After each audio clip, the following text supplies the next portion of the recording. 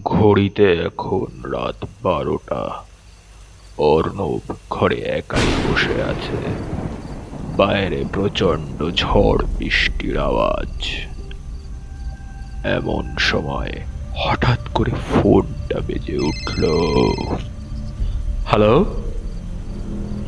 কিন্তু কেউ কথা বলল না। শুধু একটা ভারী নিঃশ্বাসের শব্দ আসলো মাত্র। কে কে বলছেন?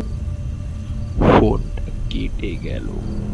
মিনিট পাঁচেক পর আবার রিং হলো ফোনে।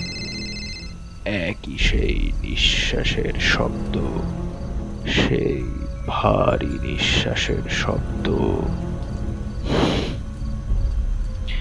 এবার অর্ণব মারাত্মক রেগে গিয়ে চিৎকার করে উঠল, কে কে তুমি? বারবার বিরক্ত করছো কেন? এমন সময় হঠাৎ দরজায় টক টক করে কয়েকটা শব্দ হলো। আচমকা চমকে গিয়ে ভয় পেয়ে গেল অর্ণব। ভয়ে ভয়ে দরজার কাছে গিয়ে ছিটকিনিটা খুলে ফেলল সে। কিন্তু এ কি, বাইরে কেউ কোথাও নেই। ঘন অন্ধকার চারিদিকে। ফিরে আসতে যাবে এমন সময় নিচের দিকে তাকিয়ে সে দেখতে পেল একটা ফোন পড়ে রয়েছে তার পায়ের কাছে। ফোনটা তখনও অন রয়েছে। ফোনটা হাতে তুলে নিল অর্ণব।